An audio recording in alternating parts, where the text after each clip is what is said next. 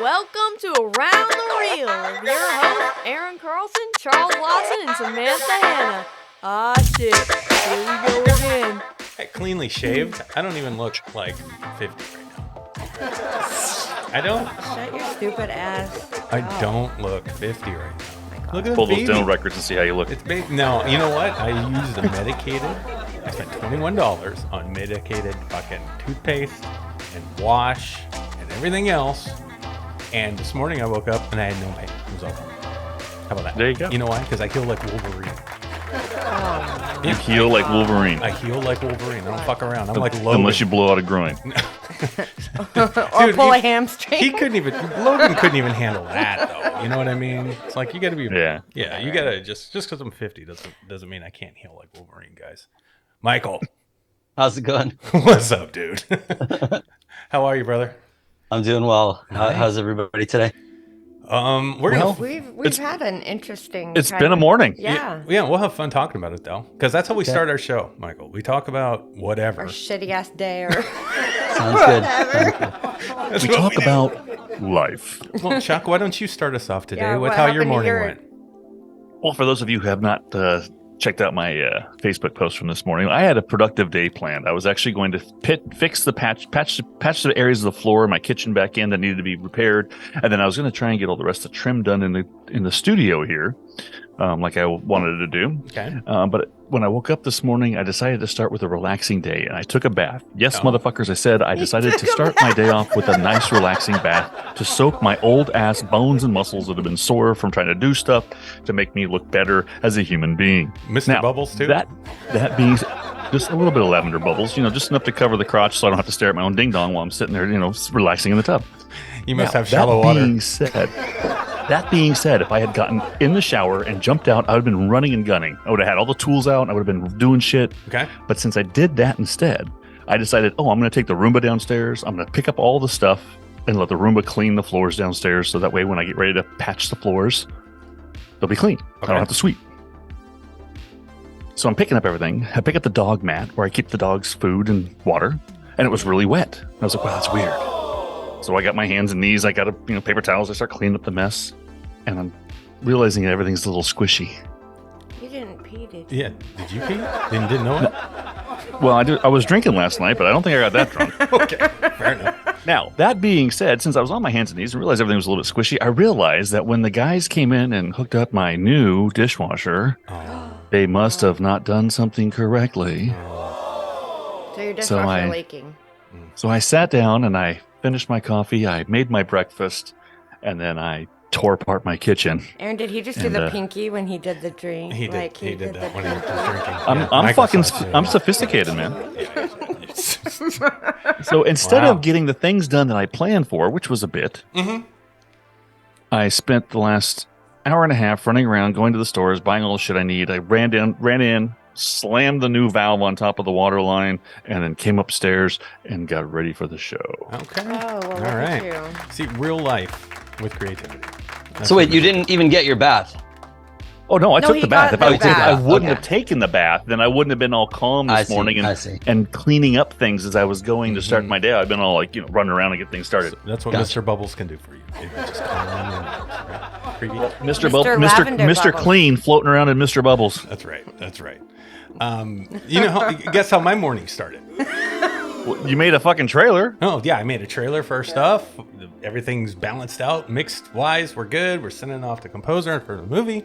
All that's great. But I'm talking With about Sam covering her face, I'm going to guess it has something to do with her. Yeah, it's how I fucking woke up today.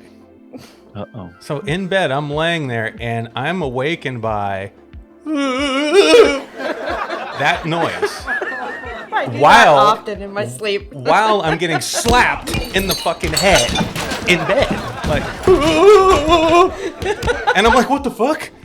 And I wake up and she's dreaming and talking and woo-wooing and just beat the shit out of me while I'm laying there. And it was 8:01 and I'm like, well, at least I got to sleep in a little bit. But yeah, that's how I woke up. And I didn't know what the hell happened.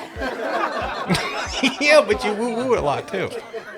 Well, now you'll have to see tonight if you can get her to woo woo before you go to bed. Yeah, that's true. Yeah, there we go. And I wonder if she'll slap my head too. Sorry. All right. Anyway. Or maybe you'll be in the back just going, slap that. Yep. Or I'll be going woo woo woo. All right. I guess that's our show. Let's go. All right, Samantha, how was your morning? Yeah, well, Aaron just told it. Apparently I was dreaming. Yeah. Okay, great. It's a good dream. Do you remember the dream? I don't, and I usually do remember my dreams, so that's kind of rare. But Aaron, I No. want to tell you right now. I Yep. know the intricate inner workings of Sam's mind, and I can tell you right now, she wasn't dreaming. She just uses an excuse to beat the shit out of you this morning. Probably did. You're absolutely right. okay, And, Chuck, and on that note, welcome to Around the Reel. welcome to Around the Reel. Welcome to Around the Reel. Well, Michael J. Epstein.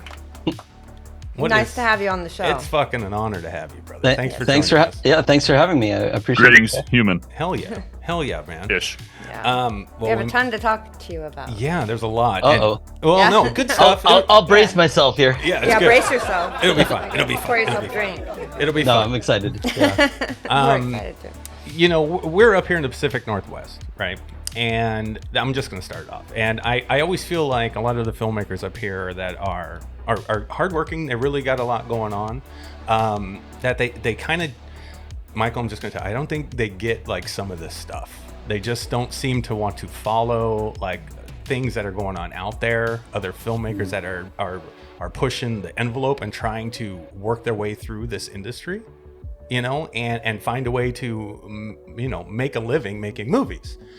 And we are kind of like really been following that trend, you know, with the Jay Horton kind of thing, you know, and I know Sure, you know yeah, Jay, yeah. you know, really trying to hustle. And this went all the way back to listening to like, you know, Alex Ferrari and all that Yep. stuff, all of it. You know, we mold our model based off of following that kind of attitude, you know, and being flexible with things, but really trying to keep up with things because they change so much. So having you on the show is exciting because I know you've got a really good opinion on things and your experience. And I think we're all curious to see what you have to say and teach these motherfuckers up here some shit. So, Michael, I can only tell you what I know, but I'll be glad to do that. So yeah, it's a complicated and you know, it's a very dynamic world, and I think that's the hardest part, right? Is because whatever we talk about today, if I'm too specific, if I say, you know, this is the thing that's working for me, 6 months from now, somebody listening might be like, okay, I'm going to try that thing, and then It doesn't work you know, anymore. it doesn't work anymore. So Absolutely. that's the but you know, the general philosophies sort of stay the same, and the general kind of things that you're chasing stay the same. So I think that's the key, and I think that both Alex and Jason have done a great job, you know, kind of talking about the approaches. So if they say, you know, this month this is the best platform to do this on, that may change, but the general kind of philosophies and approaches and ideas and strategies kind of stay the same throughout. So yeah, so I absolutely agree. excited to talk about it. Yeah, Excited. cool. Well, guys, let's do an interview and talk to Michael. Yeah, let's All right. do it. Yeah. Let's do the damn Let's thing. do it. We're We're here. We might as well. Well, just to give the audience some feedback on who Michael is, why don't you give us an idea of, you know, how long you've been in the industry, what you do, and, you know, kind of your taste of like the arts and everything that you're encompassing yourself in. Sure.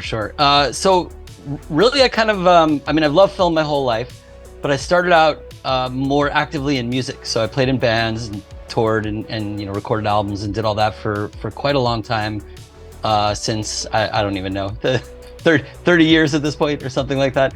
And then got really into doing music videos through that. Had some successes with some of our songs. I was in a band called The Motion Sick, and we had music in like the Dance Dance Revolution games around that time. Oh, yeah. And so our music, we made music videos that kind of went into those and got played on some of the you know, secondary MTV networks and did well on kind of college radio and all that. Mhm. And we toured quite a lot with that. And then we decided it was necessary for us to keep making music videos, and I love the video part, I love the filmmaking part, but it was a little bit expensive. So we decided that it would make sense to just kind of buy gear and start kind of learning how to do it on our own, because we had ideas. We wanted to create and direct, and even when we were having other kind of filmmakers come in to do it, we were probably a little overbearing about concepts and you know, doing doing the kind of directing part. And they were all very nice about dealing with us, but it made sense for us to kind of take that on. So we started doing that. This is now around 2011, 2012. Mm-hmm. And by the end of 2012, after doing some short films and music videos and all that, so this is my partner and I, Sophia Cassiola, that we kind of worked together and everything, decided it somehow foolishly made sense for us to make a feature film. Now, did we have any idea what we were doing? Did we even know what making a feature film was going to be like? No, we had no clue. Right. But we got together a bunch of friends and we wrote a script and made our first feature film, and that got finished and came out in 2014 as a film called 10. And it's certainly not a perfect film, but we played at a bunch of festivals. We got a good response and we got distribution, and everybody was too nice to us, so we didn't quit. We got too much encouragement. Right. It was everybody else's mistake to encourage us to keep going. We really love the process. Honestly, we just love collaborating with people. We love the process. And then we've just subsequently, kept, in the beginning, we were trying to make a feature film a year. That's slowed down quite a bit. And we've gotten more and more involved in working on other people's films as well. So we do a lot of crew stuff. So Sophia is a cinematographer, and so she shoots a lot of other people's films. Okay.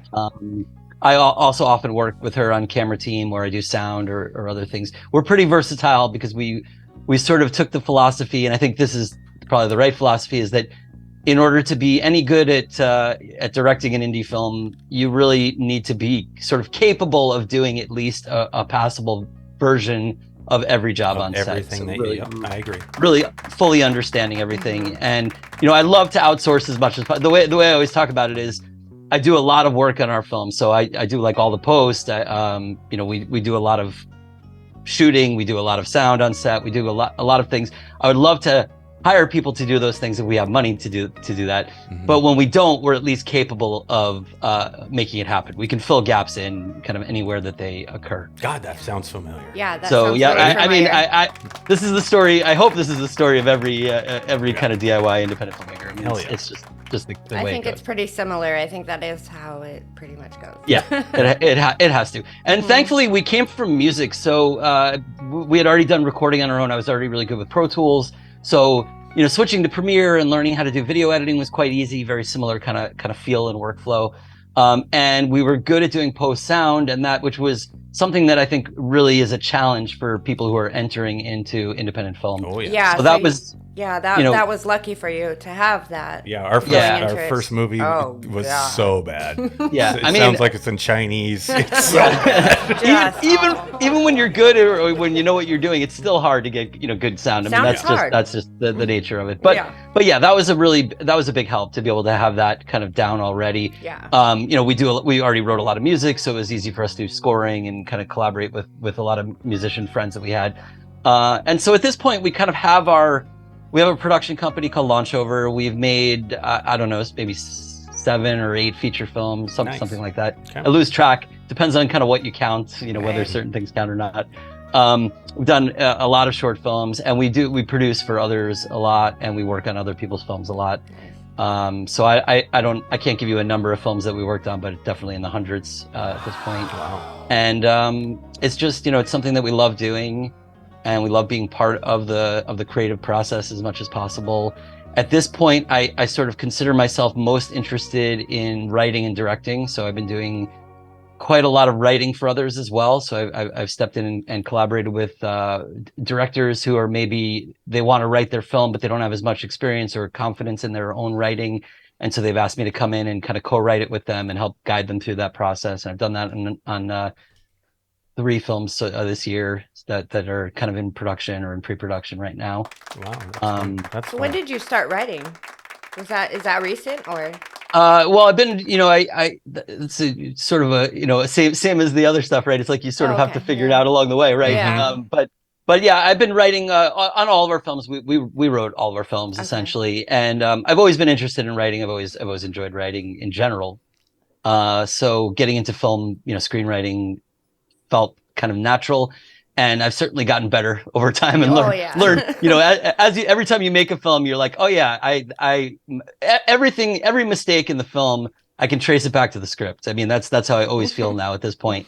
And I'm pretty good at this point of knowing from the script, like what is not going to work in the film. Like I can see it on the page. Sometimes we ignore that and bring it into production anyway. And I'm like, okay, I now regret that I didn't do anything about this, 2 years later. But it's like a challenge though, sometimes. Yeah. But, even working on other people's films, like a lot of times I'll do, a coverage or notes for them and identify the areas that are like, this is just, just so you're ready for this. This is just that we're not going to be able to make this work, or we're going to have challenges making this work. So is there a way we can address this now so that we're not fighting with it later on set or in post or whatnot? So how do you deal with that? Do you then try to just alter the writing and the script, or do you just roll with it and try to I mean, if it's our stuff, we try to write it the best we can and keep we do many rewrites until we are kind of at the best place we can be. And then, like I said, we often go into production where there's still some problems that we don't get resolved, and I pretend like they're going to be resolved magically, and they're not. It'll work out. It always works out. Yeah. I'll figure it out. For other people, I support them when I'm working with somebody else. I feel like my role, whether it's writing or helping to shoot or doing sound, whatever it is, doing editing, I'm there to support them in the best way I can, and I will be 100% honest and say, like, look, this doesn't work, and there are problems here. And if they want to address those, I'm happy to help them address them. If they say, no, I like it how it is, then so be it. We move forward with it that way. And, I think most of the time I'm probably right. And we get to the next stage and there's a problem dealing with it, but, not always. Sometimes I'm wrong. I think like something's not going to work, and it does. But yeah, at that point I'm there to support. It's not about me. It's about supporting the individual I'm working with, and, giving them whatever, creative input they want, whatever level of input they want, and kind of backing away when they don't want it anymore. Just supporting their creative thoughts and ideas. Yeah. And writing for others is interesting because I've done 2 scripts where, I pretty much did like page 1 rewrites. So, they had a script, but, they sort of said, okay, here's the kind of the idea. I don't really like it, or the characters don't work. Or can you just kind of rewrite it from scratch using some of the concepts here? And so you kind of have to get into the mindset, because it's not my script or my ideas at that point. I'm trying to get into the mindset of the person and say, what is their goal with this movie? What is their sensibility with this movie? And how do I write from that sensibility? How do I create characters that fit what they're looking for, rather than what I would? And it's often very different than what I would do if it were like a movie I'm directing, right? Or a movie I'm creating. Right. And that would be so hard to do. I can't even imagine trying to do. I mean, it would be a challenge. It is fun, yeah, it's fun. I mean, it's like a psychology game, right? Because you're trying to get into someone else's head. Mm-hmm. Yeah, exactly. You're not only trying to write the best script you can, but you're trying to write the best script you can as a different. It's almost like you're acting as that person. Yeah, exactly. I was just going to write the script. So that's really fascinating.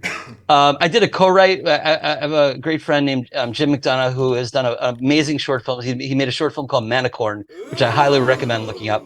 And he wanted to adapt it to a feature film, and he had never written a feature, so he was just kind of terrified about writing it as a feature. And it's not really. I mean, the short is not really like something that makes sense as a feature. So he knew it had to be something different, but keeping the spirit of the short. Mm-hmm. And so he said, would you get together with me and just kind of help talk me through elements of this to brainstorm ideas and kind of think about it? And I said, of course, glad to do that. And so we sat down and we kind of thought about like, what is the setting and what is the style and what would work for this?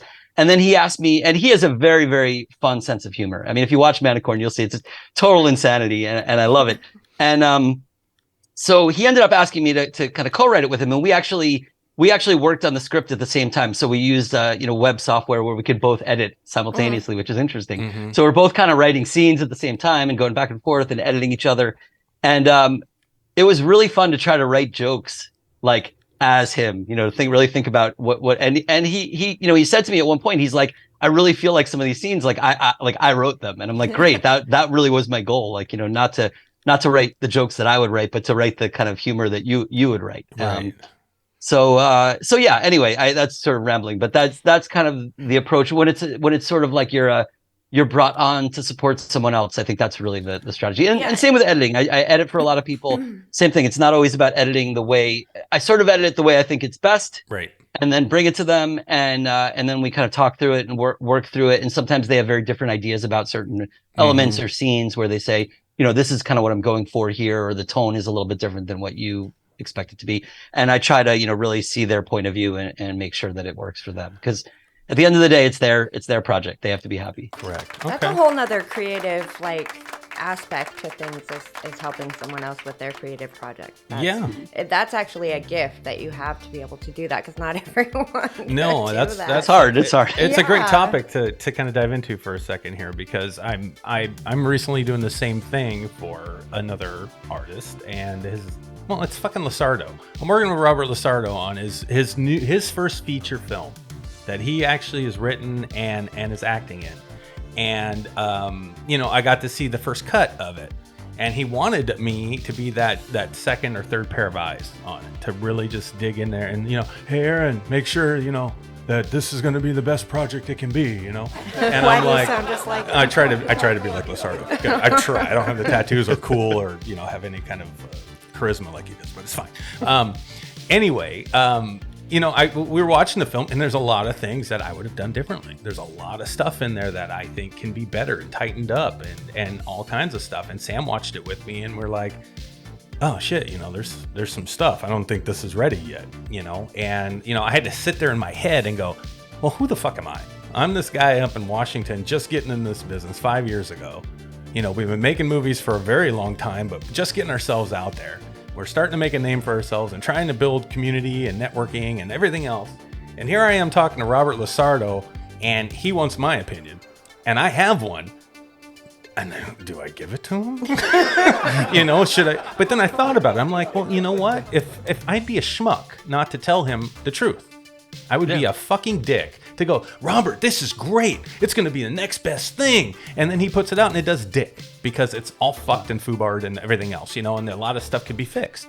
So I was honest with him. But the story is amazing. The story is amazing. The cinematography is great. I mean, there is a really cool movie right there. It just needs to be chiseled just a little bit more, I think. And it was a rough cut. But it can be intimidating to go and input your thoughts on somebody's work, if that makes sense. Where both sides have to eliminate ego here. You can't have it, right? Or someone's going to get really fucking upset, and then that whole relationship's gone.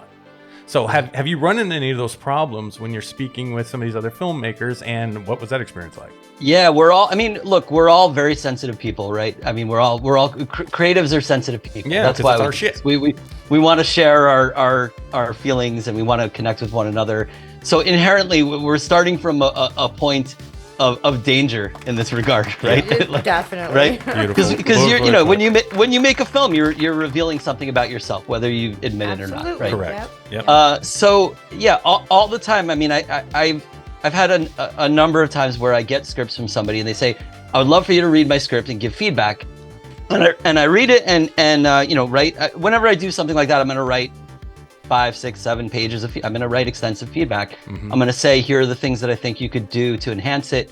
Here's where I think your themes are strong. Here's what I think you're going for. Here's where you can enhance those themes. Here's where I think you're not successfully, in line with those. And a lot of times what will happen is people will say, well, I had like 5 other people read it and they all said it's great. Right. They all told me it's great, because like you say, there are a lot of kind of yes men in the world, or people who are afraid of hurting someone's feelings. Right. And the way I view it is like, I don't want to hurt anybody's feelings. I'm not here. It's not about me trying to tear. I never want to tear somebody down. And if I'm giving notes, it's never like, this is bad. It's sort of like, I see the thing that you're trying to do. Maybe here's something that will help you do it better. Like here's something that will strengthen that. But sometimes people will take constructive criticism. Constructive, yeah. I mean, if it's not the way I always see it, if it's not like actionable, I don't want to give feedback unless it's actionable. So if somebody sends me a finished movie, like I have friends who are like, I finished my movie, it's already out. Will you give me feedback on it? And I won't. Yeah, because why? Like, what's the point? Yeah, it's pointless. I'll be like, oh yeah, you made a movie. Yeah, here's something I enjoyed about. I'm glad to watch it, and I'll be like, I enjoyed this part. Here's something I dug about it. Great, but I'm not gonna like write a critique of it, because it's not actionable. It doesn't really have value. Yeah. Right. But if somebody hands me a script that they're about to make and there's actionable feedback, I can say, here are the things that you can do to enhance, to be more successful at what you're trying to do. Look, it's not for me because I'm not going to receive credit. Nobody's going to know anything I said to you. Mm-hmm. This is about you looking the best, when this movie comes out ultimately.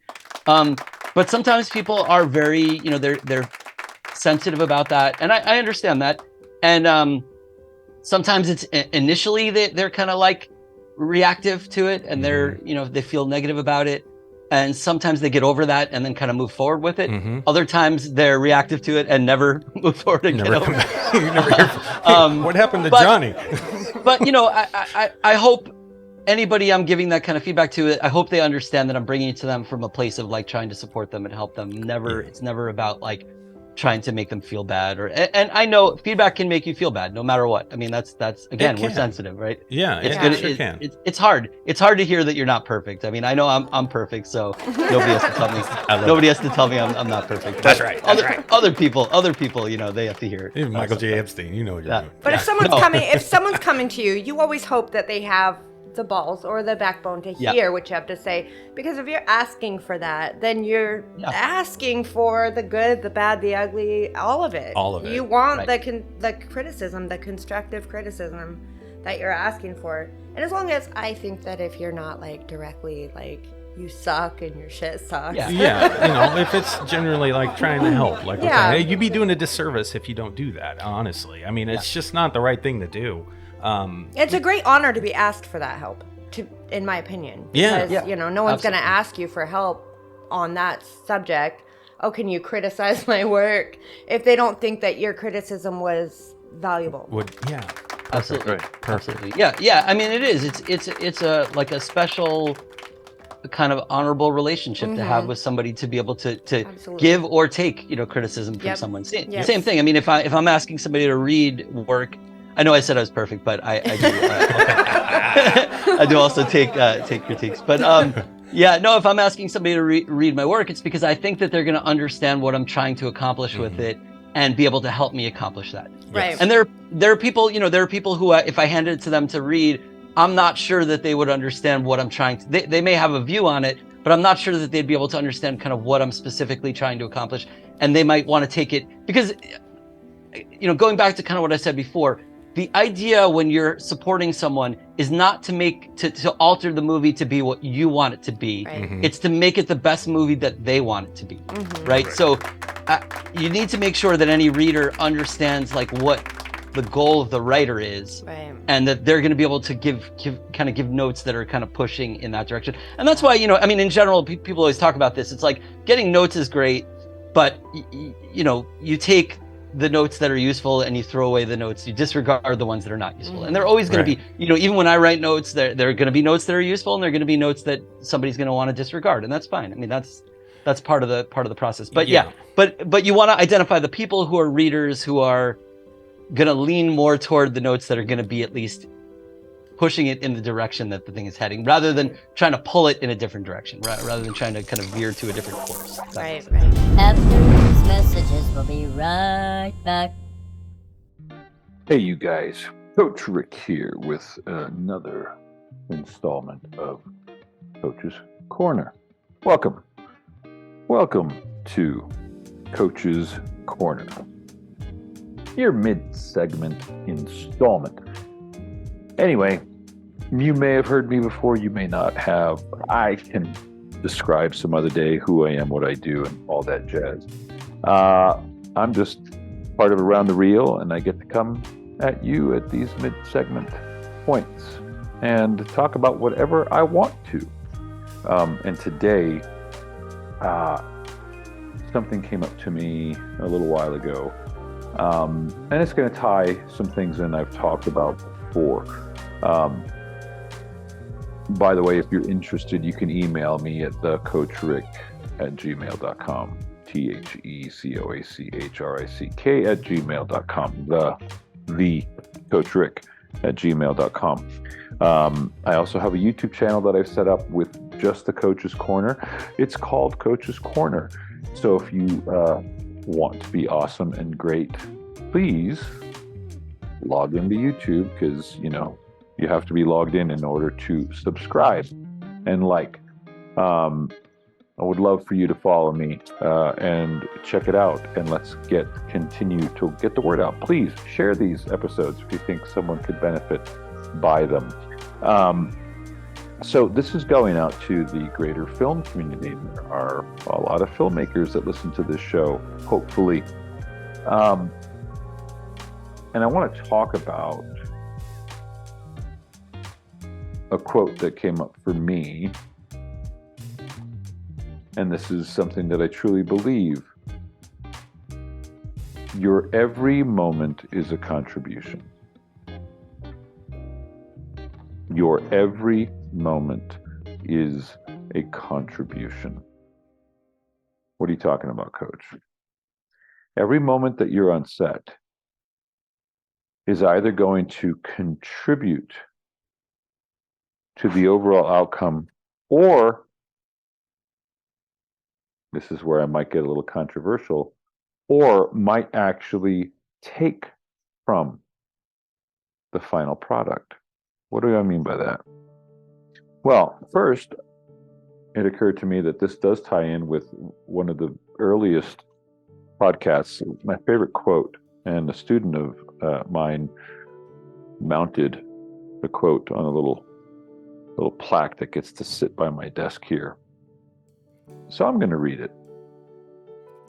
Let someone explain to me why the violinist who plays in an orchestra on the 10th violin must daily perform hour-long exercises or lose his power to play.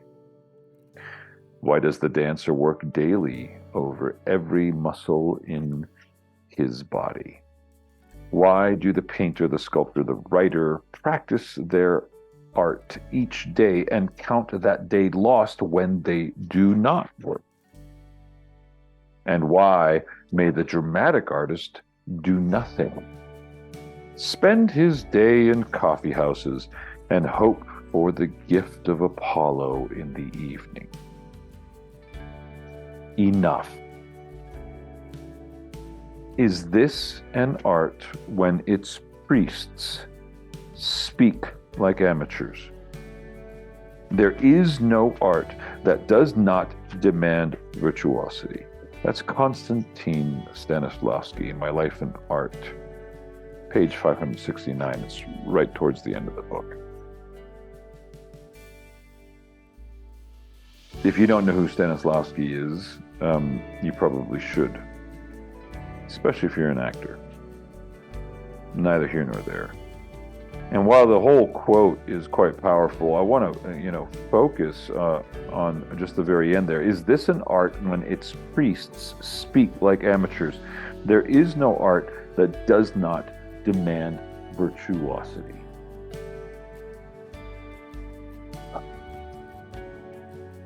When you're on set, this is all an energetic process. How you be on set. Are you either going to contribute to what's being done, or you're going to take away from it? You already said that, Coach. Yeah, I did. Sometimes things need to be repeated. In between takes, are you going to break out into casual conversation until you hear quiet on set, or whatever the prompt is that's going to get you to quiet down, calm down, and get ready for the next shot? You see it happen all the time. And frankly, most sets that you walk on, it's two different worlds. There's the in front of camera set and the behind camera set. Working as a producer, working as an acting coach and an actor, I feel that it's very important to maintain the energy on set. And I believe that there should only be one world on set, that there shouldn't be a separation, and that we're all on the same page, and that we're understanding that in between takes, if you're having a loud, raucous conversation, you could be taking away from concentration and focus of the director, of other actors. Boy, if you're an actor and you're doing that, and it's just, well, it's not your scene, so you don't have to worry about it. This goes back to, again, an earlier coach's corner where I talked about being a great student and being a great audience member. That you can actually alter a performance by your participation as an audience member, right?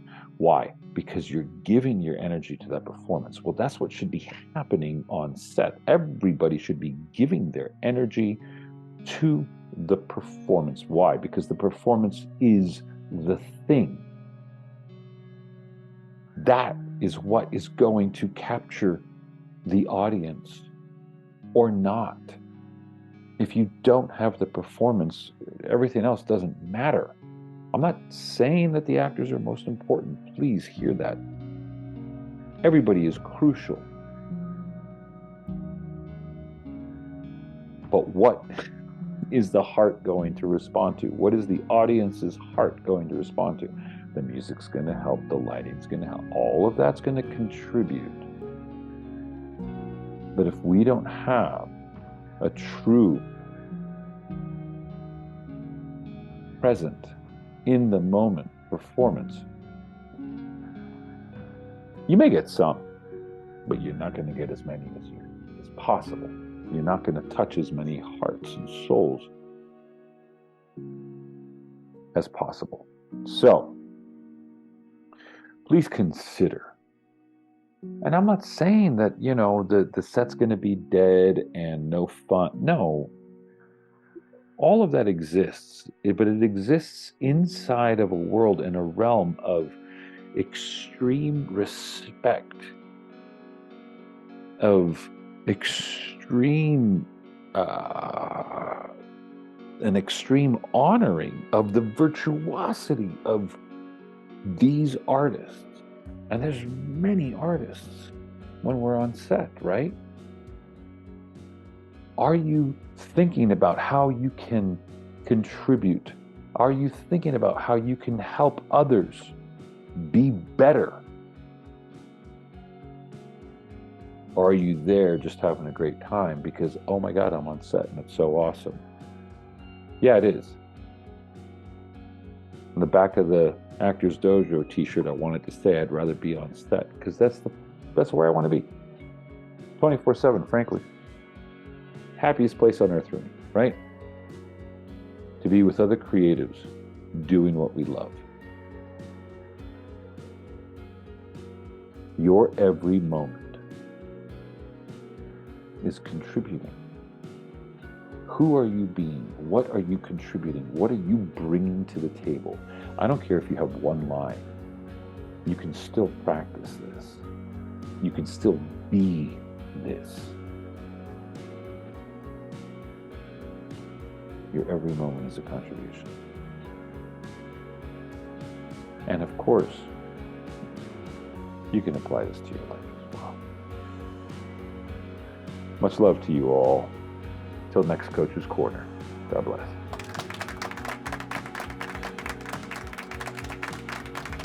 Yeah, exactly. And you get that a lot with reviews too, because I don't mind if people don't like our movie. If they watch our movie, they don't like it. That's I don't give a fuck. Of course, fine, totally fine. Yeah. But it's interesting that a lot of reviews, they don't like a movie because they want it to be a different movie. Right. They're mad that it's not the movie that they wanted it to be.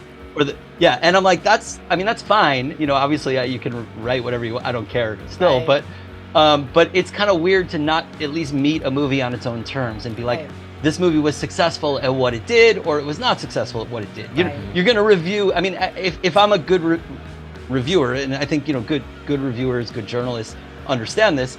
If you're reviewing Casablanca, you're looking at different things than if you're reviewing a trauma movie or something like that, right? You're not if you're trying to watch it for the same elements and same types of things, You're not going to get it. It doesn't make sense. No, None of the viewers aren't looking for those things. So Oh no, go ahead. I'll finish up. Oh, I was just going to say, so, I think, in all of these types of things, when you interact with others, with other creators, when you work with them, it's really about finding what the terms are, what the goals are for the individual project and the individual creator, and kind of aiming toward those goals and those terms. That's the way I think of it. Anyway. Yeah, absolutely. Yeah. Not making it about you, but making it about the actual project. Yeah, I think. yeah. I read a lot of reviews, and I hate when I read the ones that are that way, because honestly, it really I immediately think to myself, well, that's you. I mean, who cares? Yeah. That's your opinion, and no one cares. It's not like they're not saying anything that actually says anything about the project. Really, they're saying what they personally Didn't get from it or whatever. And it's like, well, go watch something else then. You're not watching the right thing if you're feeling that way. Yeah. Like, that's your problem. It sounds like a you problem. But the cool thing is, if they did watch the film completely, I respect that. Then you're grateful that they I'm watched grateful it, that they watch yeah. it. And every review I get that someone sits through, like, let's say it was the Shape fan film we did, and they sat through the whole thing, and they go, had some good parts, but overall the story was all over the place. Not really my thing. Hey, I comment back. Thank you for taking a chance and spending your time watching our film. Yeah. That's all I can say to them. I appreciate it. There's nothing wrong with that. It's those weird ones that you get where, like what happened to us with Outrider when the movie wasn't even out yet, and you get a fucking review negative, and there's no way they could even watch the fucking The thing. movie's been out for 5 minutes. Yeah, there's no way. It was a 2-hour movie. There's no way you No, even that fucking was saw when the it was goddamn thing. only released to be delivered as a DVD. So Oh, there yeah, was that's no right. It was They wouldn't even have got it in the they mail. could not have possibly gotten it. Yeah. So it's like that kind of bullshit is silly. And people it's need to stupid. recognize that stuff. But a lot of people don't. They don't understand how this all works. Well, it's hard to believe someone would take the time to do that. Honestly, like, why are you wasting your time? You eating making a review, and peanut butter. making a review on something you didn't see or Yeah, they they don't have a life. They don't It's care. just weird. The internet's a weird place. It's yeah, a it weird- is a yeah. weird place, and you have to Beautiful be thing. able to handle that shit. You do. When you're doing this kind of thing, because You really you're going to do. get a lot of shit from it. Mhm, yeah. Mostly shit. Well, Yeah. I would say mostly, but You don't get old. You get some good information, and you get a whole lot of trolls from the internet. Yeah. But you also get an audience of people, and that's what's good about it, right? So I always look at it that way. The more people we get, the more negative reviews we get, that means it's reaching more people in my brain. That's exactly how I feel. True. Because then it's catching on. So if we start getting negatives, I'm like, okay, people are fucking starting to see this. This is fucking cool. It's basically a miracle that you get anybody to watch your movie at all, right? To It's be like, honest. it's like there's just, how much stuff is out there, So Yes. much. and they could be watching, Anything. blockbuster movies that Yeah. cost hundreds of millions of dollars, Yeah. and instead they're watching, our little Indie dumb shit. movie Yeah. made for $10 and stuff. Exactly. It's So weird. I mean, It's Yeah. so It's- weird. yeah. So you're right. I mean, I can't really be too angry with anyone who actually gave us, an hour and a half of their Right. time. Yeah. It's like, already thank you for Uh-huh. Yeah. doing that. Yeah. That's so. what I was telling Samantha with her documentary. The amount of money she's making monthly so far for this first year on her GPO documentary is amazing. On Tubi TV alone, I mean, it's making hundreds of thousands sometimes, depending on the month. It goes up and down. But all these people, you know how much people have to watch that to make, $1,000 on Tubi? I mean, that's a good chunk of people to pick. Out of all the movies on Tubi, they picked yours. I know, and I'm That's really lucky crazy. that I don't have a lot of bad reviews. No, because it's I'd crazy. cry It's so Just crazy cry. to me. I'm like, wow. I'm one of those that's fucking super amazing. uber sensitive people, so It's great. I don't handle the reviews all that well. Well, fuck. Yeah. Yeah. You don't have to worry about that. You don't even have to read them. Be like Joe Rogan, just not read them. Just don't read any of that stuff. Just make your movies. But I just want everyone to like me. I think you get used to it. Eventually, you get used to it. Yeah. You get hard into it. Yeah, I think that helped us coming from music too, because I was like, when our first movie came out and we started getting bad reviews, and the actors are really sensitive or really upset. I'm like, oh, we've been getting bad reviews already for like 15 years. I don't care at this point. Like, We're not I like for to everyone. I prefer to get a good review, or I Yeah. prefer if somebody likes it, but it is what it is. It always So- balances stuff out, though, in the long Yeah. run. It You always really And- have to find a healthy way to look at them. Sure. Right. Those bad And- ones. I always sort of think of it this way. I'm like, I remind myself, I go to like IMDb and look up my favorite movies ever made.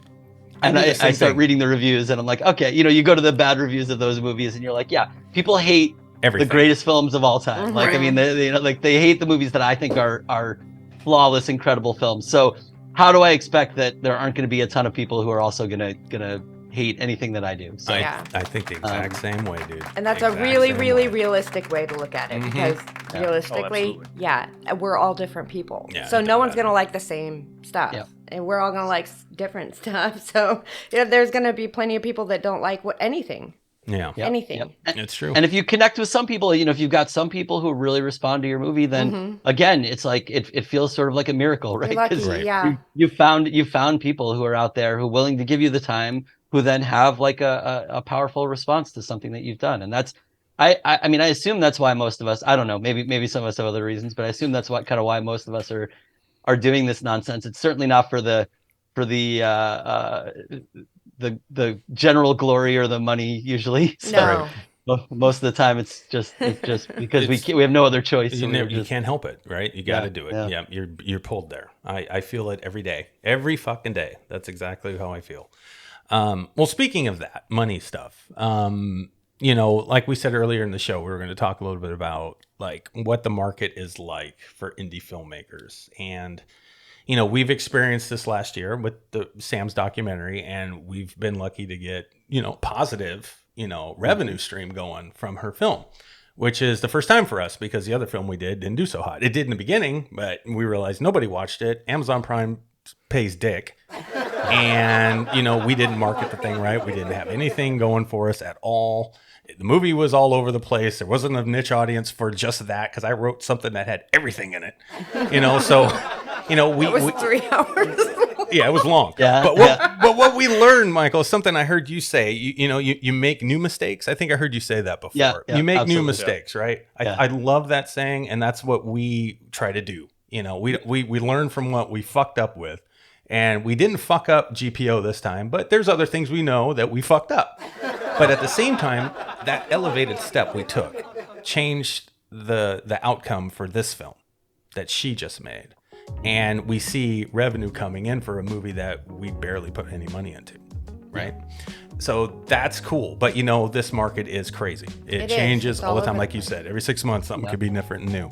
So as of right now, filmmakers out here in Pacific Northwest, Michael, what do you think the market's like? What's a good spot to hopefully get your movie placed on that would make the possibly make more money for their films? As of June 2023. Yes. Yep. We'll put that out there. So that they can get kind of a step in the right direction. What do you think? Well, before I answer that, can I answer the question indirectly with a long, sad tale? Absolutely. All right. So, we've had a pair of films on the festival circuit this year called The Once and Future Smash and Zone 2, and we really thought we were gonna sign with kind of a traditional distributor for this because it's done well at festivals. We thought it was the right kind of market where we might be able to get a streamer sell to someone like Shudder or Screenbox or something and get kind of a minimum guarantee from a distributor. And we've had ever since it premiered at Fright Fest last summer, we've been courted by a lot of very good distributors that we'd be happy to work with, that we really like, and they have not been willing to offer the kinds of minimum guarantees that they were willing to offer 3, 4, 5 years ago. Okay. It's really changed quite a lot. So I think the model a few years ago was if you had a movie that you had some sellability, something behind it, it's not going to work for every movie, but you had some kind of push behind it. You'd be able to get an MG that was at least covered, a good portion of your budget with a company that was pretty reliable, and then you knew that company was on the hook for that money, so they were going to put some energy into marketing the shit out of and doing all that stuff. So we've gotten, I don't know, 20, 25 offers. None of them have offered us very much money as MGs. And so we've said no to all of them. Okay. We've said no to all those offers. And probably we will do what, everybody has been talking about kind of lately and do something like Film Hub and do kind of piecemeal self-distribution. We have a plan for doing a self-release on Blu-ray. There's already a lot of interest from people in probably like a double Blu-ray set of the two movies. Wow. It's a niche movie. I mean, this goes back to kind of what you were saying with the niche thing. It all this sort of stuff depends on who your audience is. For this particular project, the audience is kind of film nerds and horror nerds. It's kind of like the people who are into collecting horror stuff and So they like- going to conventions, and doing all VHS that. tapes and So all. exactly. The best, so most loyal people physical ever. media- yeah, exactly. So doing physical media for this audience is gonna work. I think. Yeah, You know, for so sure. Yeah. for another movie it might not. You know, so it might not be something that makes sense for something else. But I think we're gonna be able to do a double Blu-ray. We'll probably do a VHS release of End Zone 2 as well. And do kind of limited runs of those, and that might be our initial release. We might sell those initially and not do any digital, any streaming release initially, and then use a company like FilmHub, or we thought about others, but I think FilmHub is probably where we'll go at this point, to do kind of aggregation and get it onto kind of standard platforms. Now, the hairy part of this is that. Of the platforms that they get us on, they potentially would get us on lots of different platforms. Correct. Of those platforms, there are very few of them that are actually like yielding revenue on most of the projects that we've worked on. So I don't know, other people may have different experiences, but we have films on Google Play and Apple TV and all those things, and they're just not getting much revenue in any places. Yeah. Essentially, all of our revenue is coming from a VOD, so ad like Tubi or Tubi. They call it Tubi, FAST, right? What is it? Free ad supported, basically streaming. Yeah. Yeah. So that is kind of a tricky situation because basically we have been dependent. Our previous films have made almost all of their revenue for the past couple of years on Tubi. Yep. And we're making a little bit of money on one film on Freevee now. I'm not sure what the future of that is or And how that looks. was IMDb TV, is that? It was They IMDb changed the name. TV. that's Yeah, right. so it's owned by Amazon. It's kind of like Amazon confuses me a little bit, but they kind of have their Prime free, and then they have their Freevee, which is their ad-based free, and they're kind of integrated together. So if you go on Amazon, you can still directly find watch it. stuff that's on there, but also Freevee is its own entity, kind of separately. So who knows? But yeah, we used to, I always say kind of 5 years ago, we made a lot of money on Amazon Prime. All of our money was made on Amazon Prime. We were poised to like put out a few movies and make a living. We weren't going to buy mansions or anything, but we were going to pay your be able fucking to bills. survive. Yeah, Middle pay class bills. filmmaker. that's right. Yeah, exactly. Using Amazon Prime, and then they cut the rate and cut the rate and cut the rate, and then dropped indies and did all kinds of stuff. So that's not viable. No. Tubi has been the kind of the gold standard recently, but I'll tell you what, 2 months ago, our revenue on Tubi fell to like 15% of what it was before. Wow. And it was very sudden.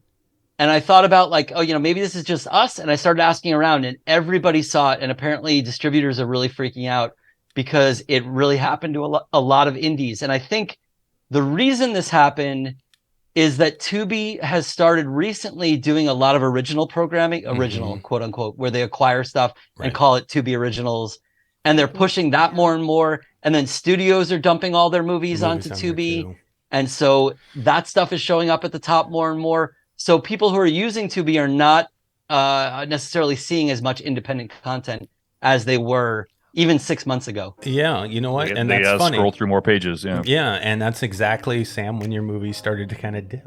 Yeah. On Tubi. It really did. Sons of bitches. Well, Yeah, that's the ever-changing world that we live in, Right. Yep. I mean, it's always changing. It's always, like you said, it was one time it was Prime was doing great, and then Tubi was doing great. Yeah. And then it's always going to be changing, and you got to go find that next thing. And that's just, I guess, it's a part of the journey, to be honest. I mean, you have to be kind of aware of that, and you have to be willing to keep trying different things all the time to try to get your stuff to work. But I guess the point of it, the thing that you always want to do is just try to put out the best thing you can. Absolutely. And that's your best chance of having something stick and something work. Right. Dude, I'm putting all my money on Plex. That's the next one. I'm doing it. What's the next one? I'm going for it. Yeah, they have no search bar or anything. I love it. we get paid a little on Plex. We get paid a little on we have a movie that's on Screenbox that we get paid some Oh, that's good. decent revenue for. Yeah, Sam's movie. You're actually made of like more money than I thought you would on something called TCL. I don't know what that is. I have no idea what that channel is, but it's on there. Your movie made like way more than it ever did on those other ones. Tubi is your primary one though. Yeah. Just so you know. Okay. Anyway, Yeah. I look at all the numbers all the time, and Sam doesn't really care about it. Yeah.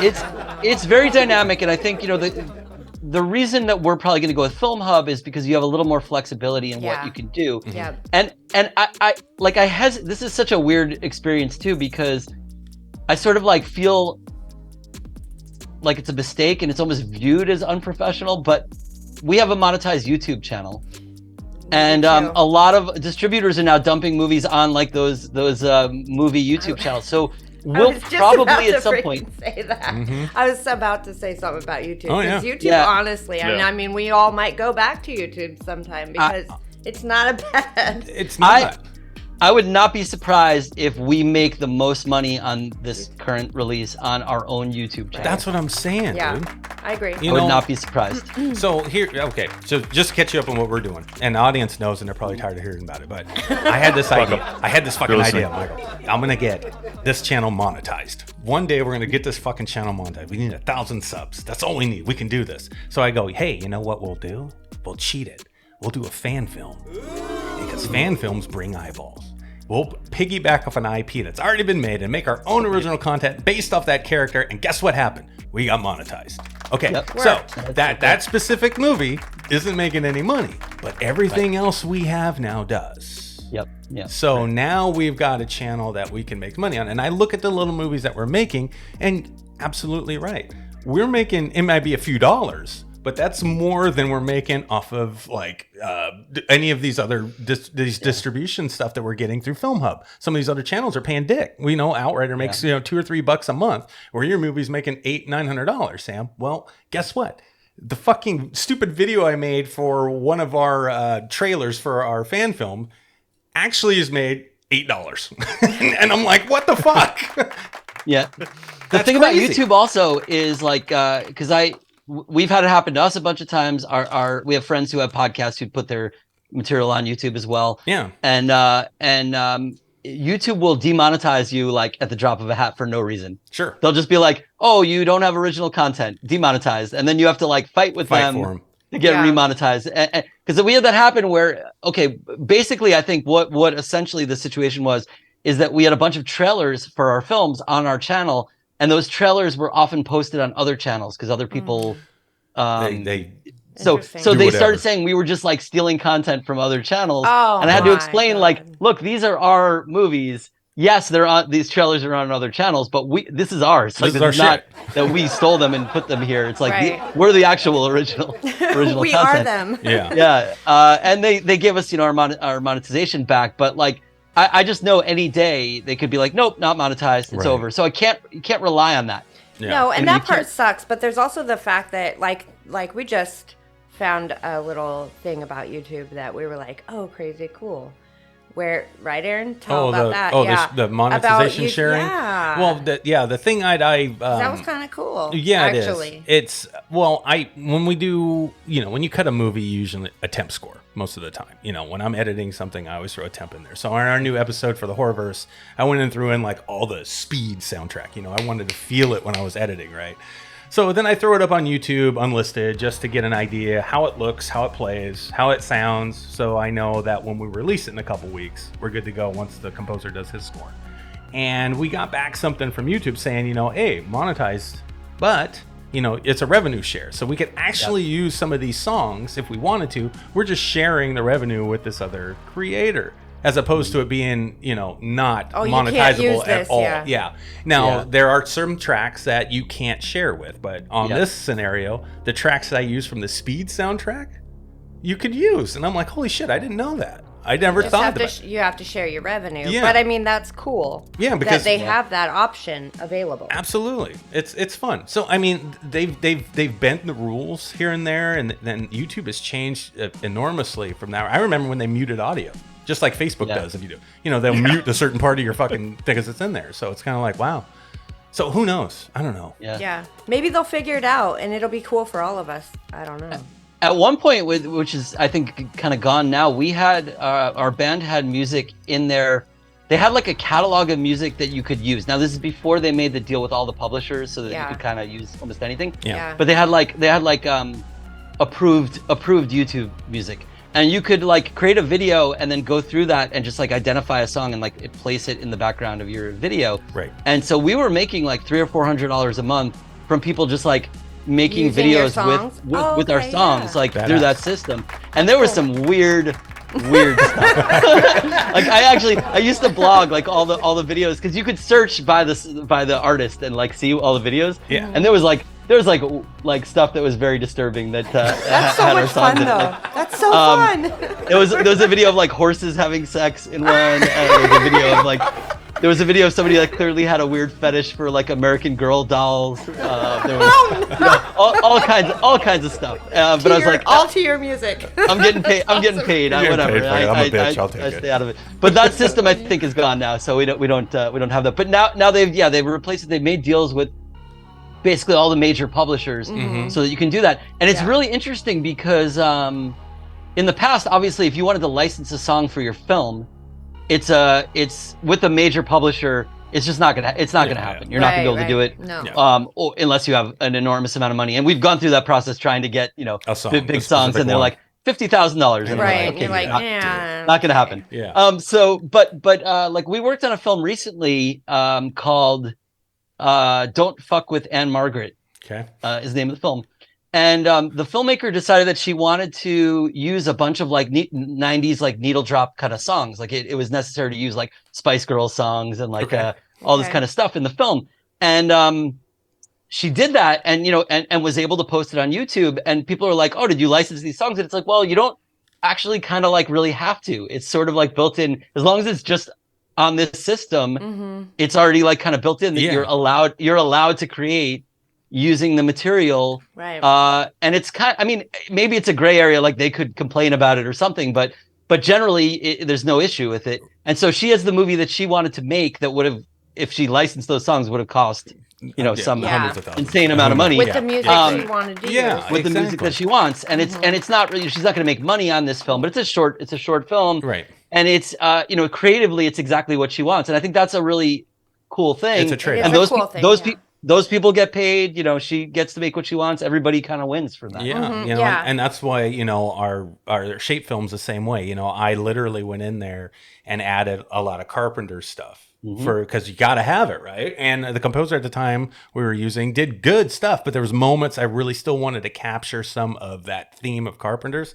So I threw it in there and said, "Fuck it, yeah, it's demonetized, but we made the movie we wanted, and it's fun, and it mattered because the value doesn't always come from money. It comes from like the eyeballs or the reviews you get or the fans that are liking it or how you feel, right? It just makes you feel like you completed something and you feel like one of those big time people for a minute where you're like, I actually did it. Well, and sometimes it matters. It's an investment. Yeah. Right? I mean, it's all an investment. Even if you do it that way, it's still an investment to getting people to see what you've done and eyes on your work. Yeah. And if someone watches a film that you made, an indie film, and you have a song in there that they recognize and it pops and it gives them the goosebumps when they feel that moment, then fuck it. It's worth it. It's worth it. It's totally worth it to me. Yeah. Fun. well, it can always make you bigger because more people are gonna watch it. It could. They're gonna feel it like you meant it to be felt. Yeah, it's a trade-off. It's a trade-off. But it's good that some of this flexibility is there nowadays. Yeah, it is. But I don't know what the right way is, and I don't think anybody does. And if anybody says they do, they can fuck off because I don't really know. And as soon as you do know the right way, it changes. Yeah, absolutely. So you're an idiot. Yeah. You just have to kind of just roll with it. Yeah. You have to be like a river and just roll. You got to keep rolling. Yeah. That's the thing, is just it's frustrating because if you're trying to raise money to make a film, whether it's your money or somebody else's, somebody investing in your film, it's really frustrating because it's like in the past, I think people are used to the idea that you could show comparables or you could show like a revenue stream. You're like, here's a pre-sale to this country or this situation where we know we're going to make roughly this amount of money, or here's like a bunch of comparables. We don't know that it's going to perform exactly like that, but we have a fair sense. We have a general idea. Right now, if you started making a movie right now and you're like, how much money is it going to make in 2 years? I could not even No one guess. can. No one could. I No couldn't one even could. tell. I couldn't tell you anything. It might be nothing. I mean, it No might be one that could, yeah. every one of these streams might be gone. I mean, I just have no clue. I wouldn't even try to really, and that's rough for like asking for money for people or taking a risk yourself. Yeah. Because you know you're going in. I mean, we're often putting our own money into these things, and we don't really have. You know, it's not like we have the money to lose, but we do it anyway. Yeah. And we're just kind of like hoping and praying that that on the other end we'll figure out how to actually get something that works, and it's really beyond a hope and a prayer. It's like we don't really. I don't know. I mean, to be honest, I just and don't right know. now, especially, is a time when everything's kind of up in the air. It's kind of like no one really knows right now. Right now is an interesting time. Even Hollywood is feeling the same kind of way. Oh yeah. It's like Yeah, who you're not getting knows anything what's from the going distributors. on? Like exactly, no one knows. Yeah. So it's all kind of up in the air, and we're all just kind of sitting there going, "What's gonna happen?" Yeah, and there's a big. I mean, I'm sure you've all followed some of the strike stuff. You know, I don't know. Yeah. How much Definitely Yeah. with the writing. So and, it's. I mean, it's really like it's a reckoning of stuff that's been going on for years, Right. and people kind of miss. It's not really even about writers or actors or anything. It's about the entire structure of this system because there's no revenue. I mean, that's I mean, what it comes down to. It's like the streamers are not making money. They're just kind of faking making it look like they're profitable or they're doing all right, and they're scared. I mean, they don't know what the long-term business model is, and you hear them kind of saying it. You know, I mean, the Warner Brothers CEO, the Disney CEO, they've all had recent interviews where they've talked about how they, there were all these moves to build up these platforms with massive amounts of content and build up subscribers even at a loss. And now they realize like they just can't get enough subscribers at a loss to do it. And they've devalued everything so badly that like subscribers are not willing to pay the amount of money that they like. I think the Warner guy talked about how like when people were paying for cable, they were getting a small amount of content for a large amount of money, and now they're getting a large amount of content for a small amount of money, and it's just like the math isn't there. I mean, or for no money. Yeah. I mean, you've got people pirating stuff, and there's always content just coming to that, and people will just take it. So that's also a thing that you have to consider in this industry. Right. Whether it be Hollywood or indie. Absolutely. Yeah. So unless consumers are going to pay more, the revenue isn't there for. I mean, we complain about this for indies, but it's like, well, where if I want to be paid more, where does that money come from? Right? It has to come from somewhere. And the companies are all profitable, so they could give up some of their profits for sure. I mean, that's not. I'm certainly on the side of the strikers in all those regards. Exactly. The companies are. They're shaving the money because they're losing revenue and they're shaving it from the creators, not from themselves. Exactly. And that's a problem. But that all aside, they don't have a business model. I mean, if you ignore that, they really don't. Companies like Tubi has an incredible business model where they invest nothing, and they just keep a portion of the revenue from the ads, and they give out they pay out a portion. But it's I guess Tubi, if we were to be paid that much and get that many eyeballs where it was a few months ago or a year ago, maybe we could make a sustainable living making very, very cheap movies. I mean, you're talking movies. I saw that report recently, which I think there were some problems with, but they were like, you basically have to make movies for under like $30,000 or it's just not going to happen. Yeah. And I think that's probably true, is that the biggest way to make money on your movies is to make them as cheaply as possible. And that's number one. And that's our business model. That has been our business model that's forever. what we try to do. Make it with as nothing as we can. Yeah. That's the top of the list. That's the starting point. Is like don't spend money. If you want to make money, don't spend any money. Right. Because you're not going to be able to make much back. Yeah.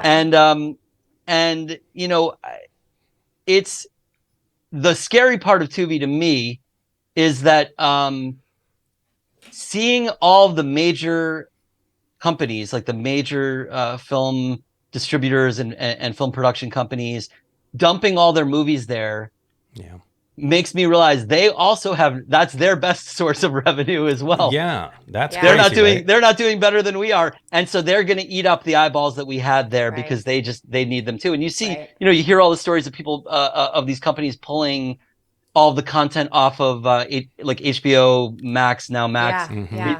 They pulled all the shows off and moved them to AVOD because they're like, we're just losing money on these by having to pay residuals and everything. Yeah. So we have to move them to where there's revenue per stream on a per stream basis. And Disney just did the same thing. They pulled like, I don't know, 20 or 30 of their shows, and they're going to do write downs on the value of their assets, and they're going to put those on AVOD after.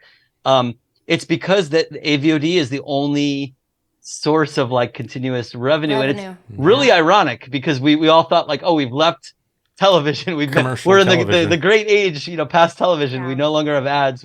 And now we've reverted to that because people aren't willing to pay the money to not see the ads. We just don't have the consumer. Right. But it really is a weird time because it is so up in the air. Isn't it funny? No one knows what's going to freaking happen. As a viewer, too, back in the day, I used to hate commercials. I hated them so much. Now Now I see a commercial. So anytime we watch anything, I feel like I know why. So I have no problem watching them now. I watch them all. And I get excited when I see commercials on our shit. I'm like, oh, shit, we got a commercial? This is great. This is badass. I love it. Come on. Don't skip it, Sam. Keep it on. It's so funny, man. It is funny how things change. And you can see the shift too, because Disney just last week just announced the fact that like all those things that we took off in the last 6 months, you're going to see coming back in. You know why? Because they're not making new shit anymore. They're like, oh my gosh, everybody needs to fucking slow down. So they're going to bring back all the Marvel stuff that they just took off 6 months ago. Everything was starting to disappear, and all of a sudden, we're going to bring everything back for you guys, the fans. It's like, no, you're not. You're just not making any new shit because you're scared. Well, I think it's been interesting too because everybody has different perspectives on the strike, and they're like, oh, the writers and the actors, they have all this power now because production is halted. And I'm like, I'd be worried that these companies are seeing that like they already have too much content and that they don't really need to make as much as they've been making. I guarantee whenever this is over, they're going to pull way back on the amount of production that they're doing. Probably are. I agree. And it's a danger because we're, I'm concerned that they're going to identify that like, oh yeah, you know what? We didn't really need to do as much as we were doing. It was a mistake to be racing to make as much content as we were. And I think they realize that already too, that they just have to slow down and be more kind of careful about where they're actually spending money. I mean, just like all the indies, right? How much you spend is going to affect how much you make. And if you're spending a lot of money and expecting to make a lot back, it's just not going to be. So promised. It's more strategic. It has to be more strategic. Well, I'm sorry, but I was just going to say that's why I think we go back to the philosophy of filmmaking in general. Like, hone your craft so that when you make a film, it's A, good quality, B, it's got a good story, C, the sound is good. And it's fun, entertaining in whatever genre you're doing. If you focus on those things and have, an acting base that can pull it off, and you can keep those prices low, and you can do it efficiently, the more movies you make, the more opportunities you have to keep revenue streams coming in, and it can just start compounding. It gives you the best chance, but it doesn't guarantee. No, but I think it's a different philosophy than Hollywood. Like he said, they can cut back and still make bank. Where we, I think, need more content, more opportunities to have reach more eyeballs, more genres, more niche audiences, whatever it is. I mean, if you only make one movie and think you're going to make a shit ton of money, you're not. You got to keep making them. You just, but make sure they're good. We've made every movie we've done with zero money, almost, right? Pretty much. And our quality kept getting better and better and better over the years. And then we got to a point where we're like, this is better than some stuff that we're seeing on Amazon Prime that we were making. And it's like, why don't we put our shit out there then? It's time. We felt we hit a level where we could actually do it. And now we're just even getting more better at what we create. And we're still doing it with, peanuts. Limited funds. But you know what? We've honed our skills. Like, I edit quick. We can get this stuff out there as quickly as we can, and make sure that we stick to those three major rules: cinematic experience, no money, fun. That's it. But it's hard. It's not easy to do. It's actually a craft in it of you have to. Itself. You got to hone your skills. You got to be. Really do. You got to be a badass. It's like quality over quantity. There is no answer. Like, it's both. Like, you really gotta step up your game every time you put something out. It's got to be better than the last thing you put out. Yeah. And you got to keep going. Just keep going. Keep putting stuff out. But don't slack on the quality, because that's where you're gonna you're gonna fall off. I agree. I agree. Don't wait for something that you can't get. You get better and do it yourself. But it's a different world right now where we all have to earn. Like, we have to earn everything. Fuck yeah. Everything that we are getting right now. Well, that's nothing new to me. I'm black. Oh my Sorry. God. It's a bad joke. No, it's actually a funny joke. Not many people laugh at that, especially, No one especially when you're a laughs. group of white people. They're not I'm going to laugh. laughing because it's so bad. Anyway. Yeah, it's interesting that you bring up like the quality quantity thing too, because I know a lot of filmmakers who are taking swings, wild swings in either one of those directions. So, Yeah. we have filmmaker friends who take 20 years to make a movie because they want it to be the best movie they can make. And I think that's a huge mistake. Yeah. And then we have filmmaker friends who are making, a movie a week. And I feel like I don't even want to say that's a mistake because I don't know that it is, because they are, in a way, they're successful at what they're doing. I mean, the work may not always be great, but it's like, I think that helps them make a living because, we're making so little on each one. Mm-hmm. So it's like, it's sort of hard to figure out It is. what is the balance that's right for you. And I think every person has to, make that decision themselves. That's exactly But I hate right. seeing the people who take, 20 years to make a movie, because I think by the time they even get that movie done, it ends up not being, good. It's not going to be that good. Right. No, As you it would have can't- been you 20 can't- years. It's before. hard to find relevancy in something that takes so long to make. Yeah, and exactly. it's that I agree with. That is not the right idea. Don't do that. No. Don't do But that, I mean, guys. you do have to Don't put second-guess quality yourself. into it, and you have to be efficient. You have to put quality into Yeah. it. I mean, it matters. It matters. Quality does matter, but it doesn't matter as much, I guess. Well, as it depends. quantity It sometimes. depends. It I mean, depends on the story too. There's Yeah. if you're not a great filmmaker yet, and your editing style isn't that great, or you haven't mastered sound or visuals, whatever it is, write a story that matches your filmmaking skills. You can do like a found footage movie, no problem. If you're a shitty DP or you're no good with a camera, just fucking figure it out, but make it like cool. You can do that because Blair Witch did not have great visuals. And look what that did, totally different fucking time. But at the same thing, if I go and find a good found footage movie, I'm like in awe of them still to this day. I think they're incredible if they're done right. You don't have to have great camera gear. You don't have to have a huge amount of people. You can just figure it out, but you got to be creative with your story. You have to be creative. The story. With it. That's the whole Yes. point. Like, there's not a lot of Blair Witch. I mean, people aren't gonna. There's not gonna be a Yeah. 1,000 Blair Witches. And be creative with it just, the buzz. It happens once. Yeah. And then everyone jumps on the bandwagon. They think it's gonna work, and Yeah. it's not, because that was the someone's gonna get that. Yeah, little just bit of. Just market the shit Yeah. out of it in the most creative way you can to get people's attention. And if you get them, they'll watch it. And then if they hate it, they hate it. But look, like, what's that new movie that came out that everybody talks about? I haven't seen it yet. It starts with an S. Skinamarink? Yes, that one. And I've heard like some people say this is terrifying. And other people are like, what the fuck am I watching? Well, I haven't watched it yet, so I don't know. But that's that premise, right? How did they get people's attention that way with that little movie? Well, there was another one too. That It's one. brilliant. Yeah, there was another one, horror one that was like an indie one, and they made it part 2 and Terrifier. Terrified. Oh yeah, exactly. I mean, they've just found a way. But you just never know when something is going to hit. And if you're always putting stuff out there, you just never know when something's going to hit. As long as you're doing the quality thing and you're checking yourself and you're putting out better stuff, you never know. And you just know what you're doing. Don't go in there thinking that you're like Spielberg or Michael Bay, and you try to make something that you can't. Just obviously those people are gonna stay in your lane. Those people are gonna fall off because they're nothing's gonna stick for someone who's not doing their best. Yeah. Obviously, because I I mean, you have to do your best and then some. Yeah. At this stage in the game.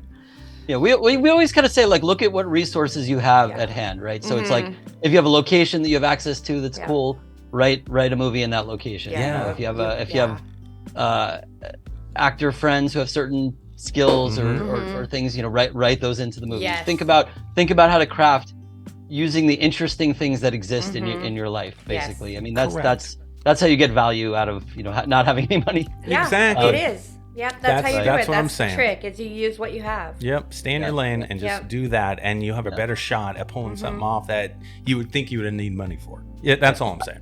Yeah. I do also think like a lot of people try too much to just copy something instead of like doing something that's their own vision. And whatever that means. I mean, I don't know what copying or versus own vision means. It means something different to everybody. But like if you're gonna put a lot of effort into making a feature film, just make sure there's something about your voice in it. Yeah. And your ideas in it, your perspective in it. Because I think that's gonna be what stands out. I think That's gonna be- unique. You gotta have agree. something unique and something different because people get tired of the same old thing and the same old story or the same old this, that, or the other. So you have to, that does matter. Being unique and having your own thing, putting your own spin on things too. Well, Can it's work, just like but- anything. Yeah, just like anything else. You're selling who you are. All the time. basically. Right? I mean, All and the that's what time. it's about. Yeah, it is. Oh man. I mean, it comes that down came up to. with us the other day when in our own horrorverse group chat that we have, and that's one of the things I pointed out. It's like if you look at stories, we all are part of the same world, and we're influenced by the history of this world. We have no other stories. Everything's always been told one way. Conjuring changed the shape of ghost stories by the way it was made, not because it was still just a ghost story, Right. but Yeah. still. Yeah. But there's the all a little concepts have copying. all been used. If you're talking about copying, there's all a little Redeeming copying in stories. everything we do. I mean, when Oh, you're, yeah, of course, When you're a yeah, little of kid, well, you copy other people. You learn how to walk. How? By watching other people walk. I mean, Yeah. you just copy. You learn to copy, and so there's a little bit of copying in everything we do. Oh, of course, yeah. I mean, You know? everything is influence. You're always building on the. They say building on the shoulders of giants or standing on the shoulders of giants. But I think the key is to put something about you in it, right? So it's That like is the key. it's rather than make it an exercise in it's and I mean beyond that I think like look, if I'm like I love the Avengers, I'm gonna make like my own Avengers movie. That's gonna be a bad movie. Like it's just not it's not gonna happen. There's some Right? things Like- you cannot remake. Like let's be realistic. I do not have the resources to do something like that. Right. So you have to look at something that you realistically have the resources to Right, do. right. And that's going to be, I think when you try to just copy without having your own voice in it, it is never, people are just going to see it and they're going to be like, it's not as good as the. Well, they're gonna the compare. original thing. They're gonna compare. Yeah. Yeah. So, but of course, I mean, nothing is original. I didn't mean to even imply that like there's an original Oh idea. no, out no, there I at wasn't all. saying that. We know Yeah. what you mean. Everything is certainly influenced by other stuff. I mean, it's definitely tons of homage and everything. I mean, Absolutely. but there's a way to do that where you're saying something new. You're saying something. You have a perspective. Just make sure you have a perspective, I guess, is what I Well, want to we've say. all What heard is a your cover vision? song that was Yeah. better than the original, right? Yep. Yeah, Absolutely. absolutely. Because that person put their spin on it, but it was Yep. even better. You Yeah. loved it even more than the original one. Yep. So that's kind of what you're doing, basically. Yep. You And gotta it can be make done better. great. Yeah. Like what Dolly Parton's song with Whitney Houston. Done deal. Right. Oh yeah, I mean, there's tons of them. oh, I Steve- mean, Stephen today- King's not Misery. The other one. What the fog and shit. The Mist. Oh, the mist, yeah. Even Stephen King says the ending of that is better than I fucking wrote. I mean, honestly, sometimes it does work. It really does. It can work. Yeah, Yeah. it can. I think people also connect with they want to connect with the filmmaker. I mean, I know they don't.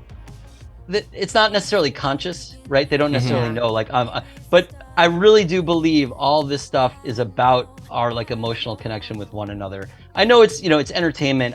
People will yell at me. You get complaints in the comments here, but it's just like we're just trying to have fun watching movies and whatever.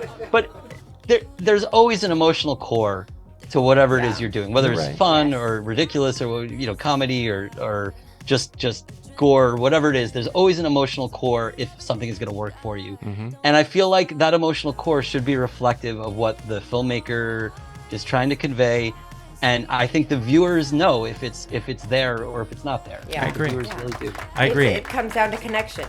Yep. You have to connect with everything that everything you like. If you think about it, you like a movie, you connect with it in some way or another. Or if you like a song, you connect with that Yeah. song. So it's Absolutely. about connection, and people do want connection, and they do have to connect to you to like what you're doing. Well, that's why you get fans of like actors, for exactly. example. Yeah, I mean, exactly. that's why they love them so much. And then when they hear something bad about an actor, they're like, "Oh my God, no!" They don't know these fuckers. They know them from Right. their movies, but But that the movie connection- made a fucking impact and it connected them to it. Yeah, Yeah. absolutely, all day long. That's exactly Because what most it of the actors aren't as nice as they portray on is. No, TV. they're not. They're not. And that's another thing too, like you were saying, Michael. I think that when you're producing a movie and you're out there filming it and you're making this thing, I think whatever magic is on that set when you're out there with these people comes through. I don't know how or why, but I think it does. I always think it does. And that's why we've made it a solid effort to always make our sets fun. You know, everybody's a part of this. You know, we collaborate like no other. Everybody's got a voice. You know, we have a great time. It's a family unit. I think that kind of stuff resonates on screen and makes everybody happy. It makes them fun. Everybody does their best work. Even if they're not getting paid, they still fucking kick ass. And it's like a beautiful thing. And then when I'm sitting here cutting this movie, I'm like, damn, this ain't too bad. And I think it stems from that. I think it comes out. I think that's what art is, right? Yeah. We always talk about it. We call it believing the dream. So it's like when we're casting or when we're bringing people on, it's like more important to us that they are gonna be part of that family and that they're gonna like believe the dream. They're gonna want to be part of this movie and be part of this project and like be emotionally invested in the project. That's the most important thing. Like, it's better than bringing in somebody who's more famous or somebody who's, you know, even a better actor. Like, I'd rather bring in a not as, you know, I don't want to say not as good because that's not the right way to do it. Or no name. I hate when people say no named actor. I'm like, dude, I got a name, bro. Yeah, I mean, actors who are not as versatile or something like that. I'm happy to bring those people in if I feel like they really are going to be part of the core experience and create an environment that helps everybody to, you know, be their best and makes everybody feel supported. And so we always are like, you know, we need to bring in the people who believe the dream because they're being paid badly, right? It's like we're on indie movies, you're not being paid well, right? Generally, right. And so you have to be there for a different reason. You can't be there because of your $250 a day or whatever it is. Correct. And we've been really happy. We've been able to establish a group of people who, for crew and you know, and often for cast as well, who really want to be part of the projects because they enjoy it, because they love to be part of that creative experience. They love to contribute to it. They love to support, you know, one another. They love to kind of like raise one another up to make everybody, you know, bring their best work and do their best. Right. And I think that is really key at this level. If you're making a $200 million movie and the actor sits in their trailer until they walk out and deliver their one line, you know, none of this stuff maybe really matters as much. But when we're all living in a house together for 10 days, sharing cooking and like, you know, doing all that stuff and actors who are not working at the time are maybe helping move, you know, stands around or something like that. Exactly. Everybody has to believe in that. Yeah, like everybody has to really. Dude, you know, can you use the spray when you come out of the bathroom, bro? You know, you got to be able to have that conversation and smile about it. I mean, that's just the way it is. And that goes right back to connection. Yeah, connection. It's all about connection. It really is. Anymore. So maybe all this other shit we talk about all the time and this market stuff doesn't really matter. Like, I think about it sometimes. Like, if you just stuck with the basics and sat down and had this group of collaborators, this sphere of people, and you go out there and you make something really, really good, and you just made it because you wanted to. No idea of niche audience, what you were going to do beforehand, none of that. You just made something that you were excited about making with a group of people that really wanted to make it. And then you had this thing done. And then you figure out what to do with it, and then you go from there. I wonder if that would work. I don't know. Sometimes I think. I think it could work. You know, do we overthink this stuff sometimes is what I'm saying. Maybe. I mean, it's important to know, right? Because I sat here and started this show today by going, these motherfuckers up here don't know. The hard part, I think needs to know. The danger is no matter how much you plan, as we've talked about, you may not really know, even if you're like, I know my niche audience, I know what I'm doing, you know, it may help you in the end. It will help you in the end, but you may not be successful. Yeah. It's not a guarantee of success, no matter what, no matter what. No. And, you know, you kind of, I think it does inform us. Let me say this. When we're choosing a movie to make at this point, we have to be aware of the financial side, just because we cannot afford to pay for movies that don't make some revenue back. It's not, I would love to just ignore it. I would love to just be like, this doesn't matter. I don't care. Just what you want. And make whatever I want. But we have to think a little bit about like, is this going to be a movie that we can get some people to watch? Is it going to do okay at festivals? And that's not to say we're just writing a movie that's going to do that. but we have a pile of ideas, and we say, okay, well, here's the idea that maybe is going to work for this. Here's the idea that we have the resources to do. Here's the idea that I think people are going to really be interested in watching.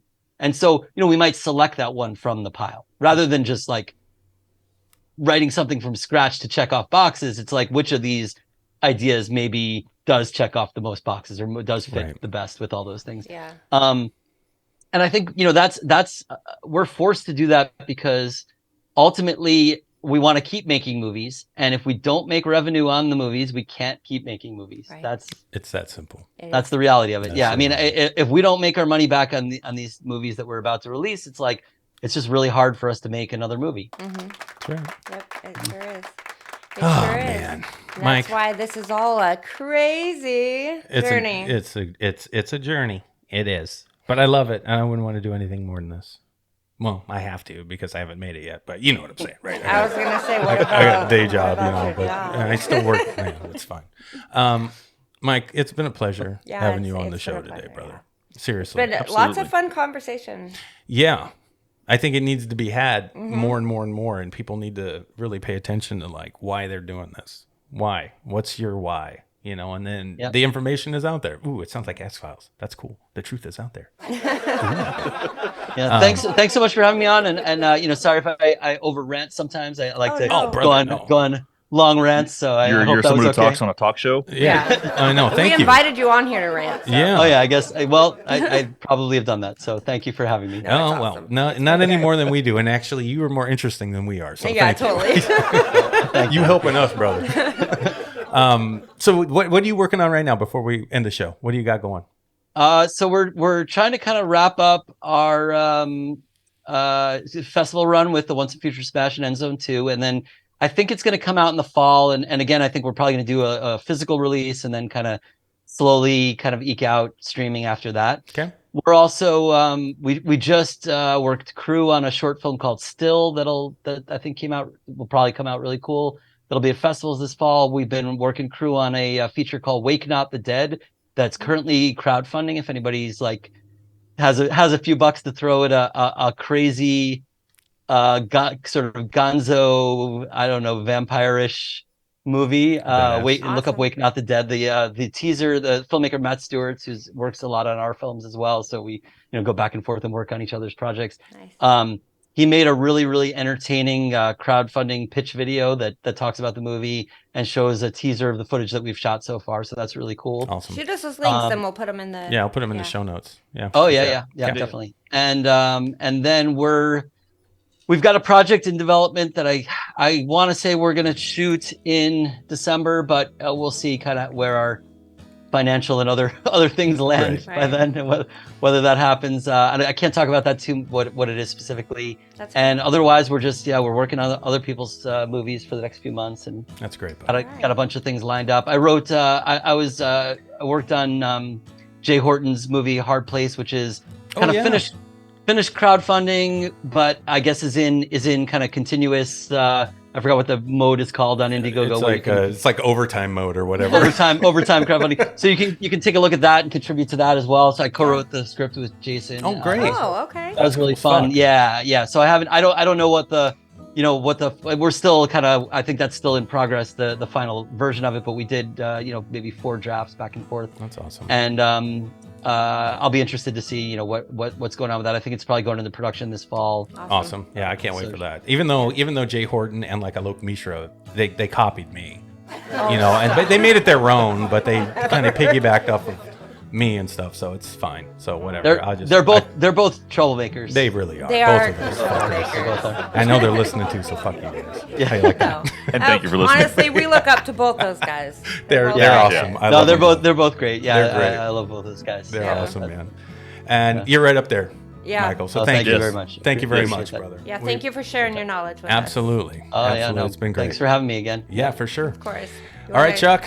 Close us out? You want to close the show, bro? Michael, thank you for joining us today on Around the Reel. Thank you for hanging out for a conversation about all things having to do with film, distribution, not making any fucking money, trying not to spend it while you're making it, and also everybody's just as fucked as the indie guys out there right now. Because why? Because nobody can have a writer. Somebody told me the other day, I asked, what have you been watching the news more lately? They said, no, the writers are on strike. Wow, I thought the news reported facts. But hey, that just goes to show that you can't trust anything that you might read or find on the television. But while you're looking for things to watch on the television, please make sure to check out the GPO on Tubi TV. Check out Michael Epstein's everything that he's done. Everybody has shit on Tubi because that's the only thing making money this month. Next month, in July, it'll be different. Stay tuned. Hold on to your ass. And thank you so much again for joining us today on Around the Reel. Everybody out there, remember, think hard because you're thinking anyway. See everybody later. Bye. I know I didn't talk very much during the show. I was saving it all for the end. I guess so. You weirdo. Why do we let him do the ending again? Because it's always fun. Because it's fun. It's great. Have a good one, guys. For those of you that want to be a guest on Around the Reel, please email Sam at aroundthereel253@gmail.com. That's aroundthereel253@gmail.com. Not Messenger. Do not message Aaron on Messenger because then he has to send you a message that says email Sam at aroundthereel253@gmail.com. That's aroundthereel253@gmail.com. How come they can't just message me again? Because nobody wants to fucking talk to you. Can anybody reach out? That's an artist, filmmaker, actor? If you're an artist of any kind, we want to hear from you. But we are going to vet the crap out of you. We don't care if you make millions of dollars in Hollywood or if you're just beginning your career in the art industry. We don't care. So everybody that wants to be on Around the Reel, yes, we want you. That's aroundthereel253@gmail.com.